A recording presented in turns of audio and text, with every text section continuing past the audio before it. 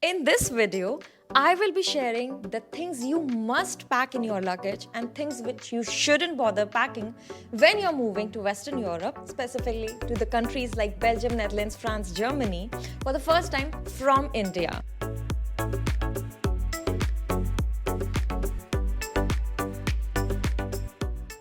Congratulations! If you're watching my video, then I'm sure you have visit to Europe planned in your cards very soon. So I'm sure you'll enjoy your stay here, moving to a completely different country.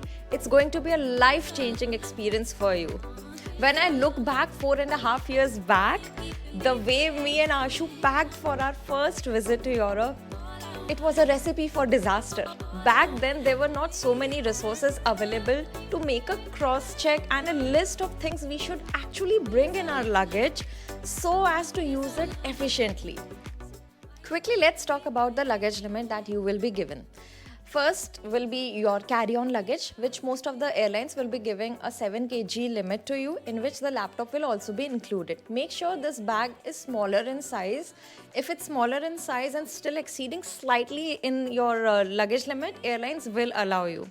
And in this, you will be carrying your food items which you will be eating on the flight, okay? Because sometimes airlines don't have vegetarian food, and if you're a vegetarian and you have specific diet plans, you will carry your own food. So that will be in your carry-on luggage, plus some expensive jewelry, your cash, precious things which you don't want to miss out will be in this bag. So this is about this portion. Then the most important thing is also your check-in luggage. So either your airlines will give you 23 kgs of limit or 2 bags of 23 kgs, so 46 kgs. Today in this video, I will be giving you the list of things which will really fit into the worst possible case, which is 23 kgs only. There's no denying that there will be culture shock for you. And the biggest area would be your kitchen, your food. So I decided to start the first section as kitchen. What all things in the kitchen you must bring from India. Although you can get all of the things in the Indian stores here, the thing is that they are either slightly more expensive when you compare to India, or always, as is the case, there is not much variety. So it's always better that kitchen is somewhere that you will spend almost every day because you'll cook food and eat. So better you bring things already from India to your liking, which you are most comfortable with. So here's the list. The most important thing is definitely a pressure cooker. 3 liters is enough for 2 people. Make sure your pressure cooker is compatible with the induction also, because here most of the apartments you'll stay in will be not having the traditional gas but induction or heat plates. So induction cooker is very important.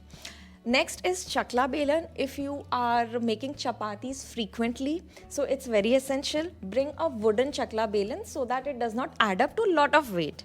Next is a pan with less height, so that you can use it as a tawa to make chapatis or dosas. Because here, whatever I have seen in the market, there are pans available, but their edges are higher. So it has lots of risk when you actually cook to burn your hands, because when you turn and twist things, your hand usually touches those higher edges. So that's one tip that I'll give to you. Next is definitely the spice box. So bring your beloved spice box from India, and also some small spoons which you can put in jars and these spice boxes to take them out. Next is, which you need to bring, is stainless steel scoop or ladle for taking out curries and dal which are watery, because here I did not find it, and also a chamcha to take out rice. So these 2 specific things will be really helpful to you. What you should not bring is actually Mansee and chimta, because I think they don't have much utility. You can really live without them, and there's no point of adding space and weight in your luggage just because of 2 things which you will not use much. If you are a tea lover like me, do not forget chhani. In fact, bring 2, because chhanis and the sieve that we get here, they are not very fine and not very deep. So your tea usually spills over and it's not very finely sieved. So don't forget to bring your chutney. And also Casserole, I've seen lots of videos and blogs where people mention to bring casserole, but honestly, in a family of two people like me and Ashu, where we both work, we really make fresh food and eat it at the same time. So we really don't store chapatis for that long. And also in such weather, when you are living in cold countries, you do not like to eat cold food and cold chapatis especially. So only if you have space, you bring that casserole. Peeler and grater will also be very helpful to you because it's very small and almost weightless, but it has high utility. So get a combo of peeler and grater, maybe get two, and it will really help you a lot in the kitchen. And finally, stainless steel thalis, plates and bowls. This is not something which is really necessary. It's just a personal addition because I personally enjoy my food in those material thalis. Here you get crockeries which are actually, those plates are actually microwavable, but I will not impose to bring stainless steel things from India, but I still have heart for it. Next topic, which is very close to the kitchen, is food. So apart from the food that you will carry to have on the flight and as soon as you arrive, things that you should bring from India are not a lot because you get lots of things here. But I will suggest you to bring your local spices which are specific to your region. Example, the gunpowder masala or jiravan. Those things you will not get here. Next is namkeen. If you are a fan of having namkeen and crunchy things along with your food, then you can get a packet of namkeen to support your initial days. Next is, if you're a ghee lover, you can bring up to 250 grams of ghee because that will really support you in the initial days, and later of course you can visit the Indian store which is near to your home. You can get ghee from there. I'm not a huge fan of Maggi because it doesn't have lots of health benefits, but I suggest you bring 1 to 2 packets of Maggi to support your initial days, and then you can take out time to find and figure out your food and get ingredients from the nearest supermarket. And finally, optional again, but if you like laddu, some dry fruit laddus or besan ke laddu homemade, you can get those things from India. A very important category is medicines. So you can make a small medicine box in which you should have paracetamol just in case you have fever due to climate change and place change. Medicines for headache, stomach ache. If you have acidity issues, then acidity medicines. Make sure you have band-aids in your medicine box. I hope you will not use it, but it will be very helpful if you just end up with some cuts. Make sure you have cough syrup and pudin hara if you have stomach ache, and then if you have some digestive issues, then medicines specific to them. This all is sufficient and enough to support you in your initial move. Just to give you a glimpse, medical appointments here you get not immediately, but it takes time, and doctors here are not a fan of prescribing lots of medicines. So I suggest if you are on some prescription medicines, already bring a batch of them when you come here. Another interesting topic is clothing.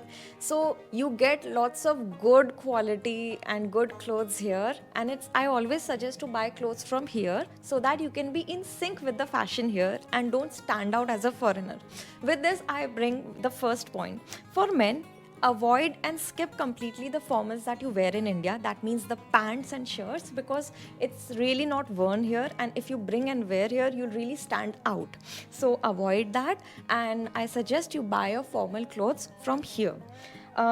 If you're coming in winter, it's suggestible that you bring your jacket. You do not have to find out that thick mountain jacket in India, but just a normal jacket, because you can always layer up things and wear thermals and then put on 2 layers and then get a proper jacket from here, because jacket is something which will be very expensive. So better you invest in a jacket which does not stand out but is in accordance with the fashion here. I highly recommend you to bring lots of pairs of undergarments from India, because it's always good to already continue with things you are comfortable in. The brands and the sizing of India will suit you more compared to here.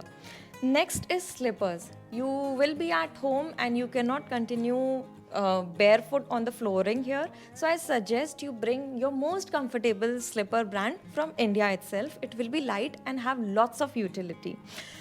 Jeans here is something which is not so much in fashion, but if you find it, they will be very expensive even in your favorite brands like Levi's. So I suggest you bring from India, because cheap jeans you will get here in shops like H&M and Primark, but they are really not of the best quality and you will regret buying from there.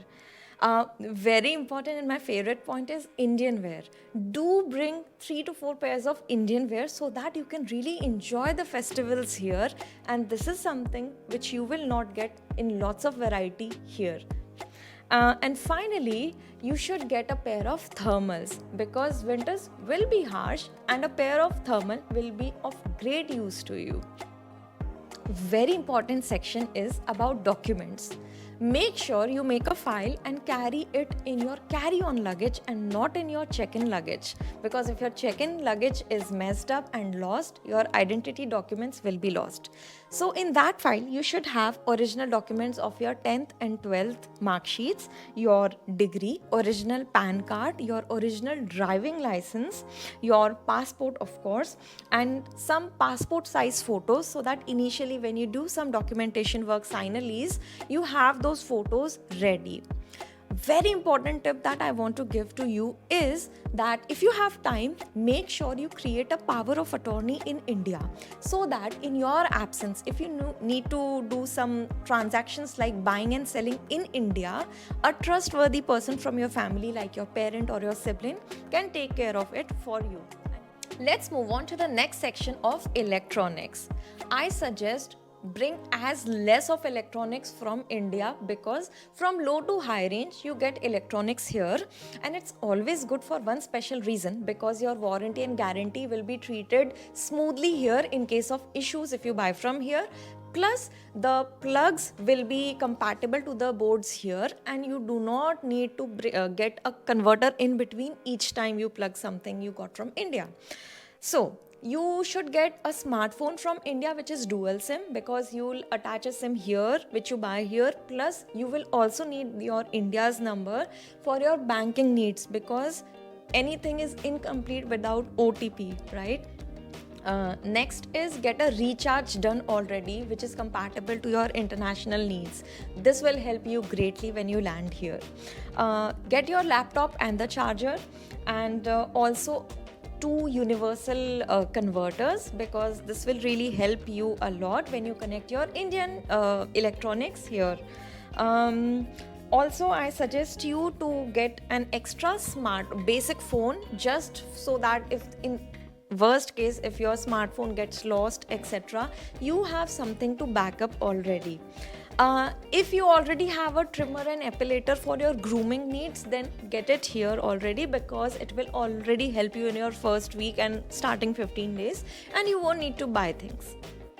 If you're coming with kids, do not forget to get their favorite toys, because it will keep their mood lifted up always, and because also toys here are expensive, so better get them from India.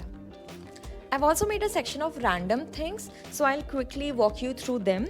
So get an extra soft or sensitive toothbrush, because toothbrush that I found here are a bit hard and I'm always used to the extra soft ones. So they are light and better to get them from India. And you can also get your soaps that you use already in India. So get 2 of them, that will support you initially, because here it's more trendy to use shower gels and I personally find soaps more comfortable. Yes, if you have specs with power, so better get them from India, better 2 or 3 pairs, because specs here are very expensive and your insurance also will not cover back 100% of it. I already told you about trimmer and razors. These you can get from India, because these are for grooming and support you from initial days. Cosmetics, I suggest you try from here only, because here you have very good quality, very good brands, not very expensive. So do not carry that weight from India. And also cosmetics here are suited to the weather here. So don't get your cosmetics from India. Get a small umbrella, small and light umbrella, because weather is very unpredictable. It may rain. Get one umbrella. Nail cutter and tongue cleaner are also some things which are very good if you buy from India. About some household things again, not a need but more of a want, and from my experience, get a double bed sheet and pillow set, because here you don't get, here you have trend of fitted sheets, and I always feel very homely when I sleep on those cotton bed sheets that are Indian. So I personally like them. It will not harm you, you will only feel good if you get one from India. uh, Towels, if you are used to using thin towels, you do not get here. You get thick furry towels, which will also be a bit expensive. So get two of those cotton thin towels, because they will also be very helpful when you travel in Europe. Okay, so these will be light, take less space, and dry very quickly. Last but not the least, cash. If you're traveling here, you should have cash both in Indian currency and euros. Indian currency, because just in case of emergency, after few months or after a year, even if you fly back to India, you will immediately not be reliant of your debit or credit card in India, which might have expired or might have discontinued. So that cash would be very handy, and anyways you will not have to run to the ATMs to withdraw the money. So keep about 10,000 rupees of cash safe for emergency purposes. Now coming to the important thing, the cash in euros. Although all the places accept card here and your company will send you with some forex card, but it's always good to carry at max 900 to 1000 euros of cash, so that initial days you will not have to find ATMs and figure out why your card is not working. Well, that was the video, guys. I hope you found it very helpful. So don't forget to give this video a thumbs up. Leave your queries in the comment section if you have more questions about traveling to Belgium or anything in general. And I'll see you very soon in the next video. And do subscribe if you haven't done it yet. Take care and bye-bye.